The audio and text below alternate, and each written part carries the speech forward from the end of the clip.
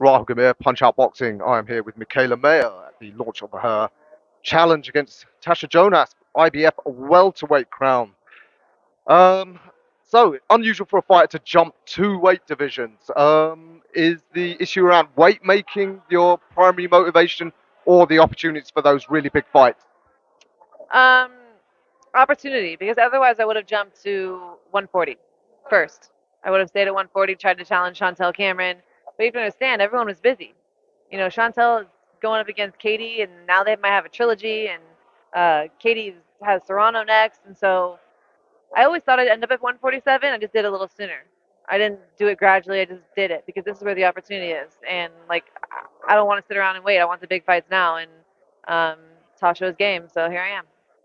Indeed, just want to touch on that whole issue of weight making. Am I right in thinking, is there still a culture in the US, certainly amongst, say, Mexicans, this whole idea of boiling down extreme amounts of weight? Is that still a thing in America? And do you think for women it affects women maybe more negatively than men, the extreme weight cut? Um, I don't know. From what I've heard, it's a little more difficult for women to cut as much weight. You have more muscle mass, which men do because of their testosterone. Like, it's easier to pull water out from muscles, whereas women may not have as much, so it becomes a little bit more difficult to get that weight off. But that's why my weight cut started 10 weeks out. It wasn't like a really hard 1 week weight cut where I just like starved myself and sat in a sauna. This was a long weight cut, which becomes even more detrimental because you're cutting muscle, you're dieting down, dieting down, dieting down. So although I was in shape, I wasn't reaping all the benefits of my hard work. I didn't have that mass.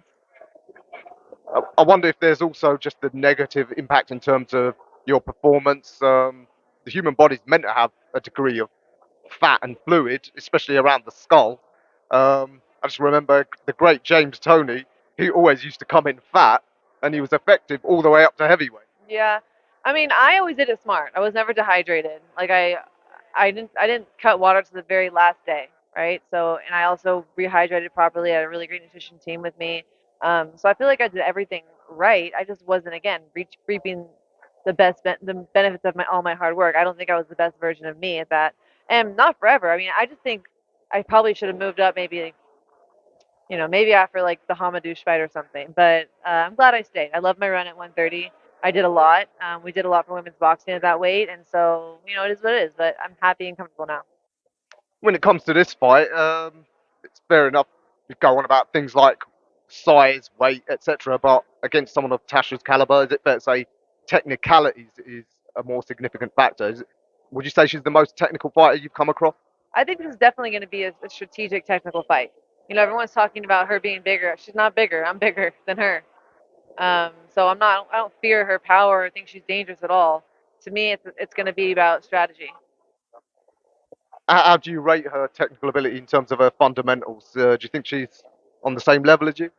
Uh, I think I'm more technically sound than most, honestly. I think that's what I kind of pride myself on. I feel like I'm very technical. Thanks to Coach Al, he's always been very hard on me technically.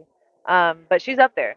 She's definitely technical. She has the amateur background and the pedigree, which gets you that technique. A lot of the girls that sort of skip past the amateurs and don't have that background coming into the pros, and they're just really not able to hang. They don't have that technique. So she has that. Has your coach, I know he's an old school Philadelphian boxing coach, have you already looked at her with him and picked out holes in her game? He's watched her a million times. He always does. He obsesses over watching tape. And then when he gets into camp, I'm doing camp with Coach K right now, and he comes in like 3 weeks out. So when he comes to camp, he'll have a page of notes of all three things, 3 to 5 things, and then he'll make me sit there and watch it. He'll kind of go over them with me, but he watches it a million times first.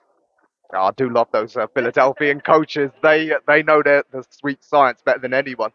And as for the location, you said you got no fears about stepping into the Lions Den. In some ways, as fighters, that's the sort of atmosphere you want. You want a raucous atmosphere, even if it's against you, rather than a lukewarm crowd.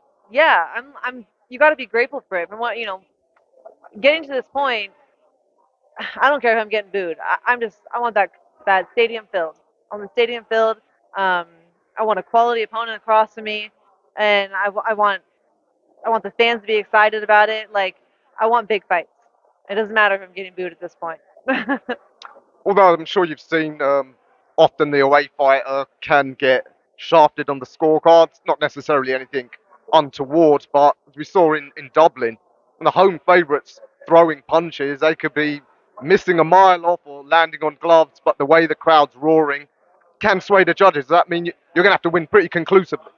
Yes, the crowd can sway the judges, and I know that from the amateurs because the other countries, every time their fighter would throw a punch, it wouldn't even have to land; they just scream. And it does. I mean, the judges are only human, so they do get persuaded by stuff like that.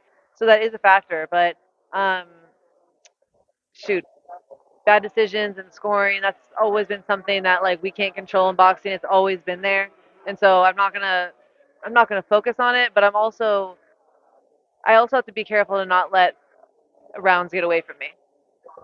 All right, just finally, can you give us a prediction? It's going to be an exciting fight. Just know that it's going to be a very high technically skilled fight. Um, but I'm going to take it to her in spurts, and I'm going to come out on top.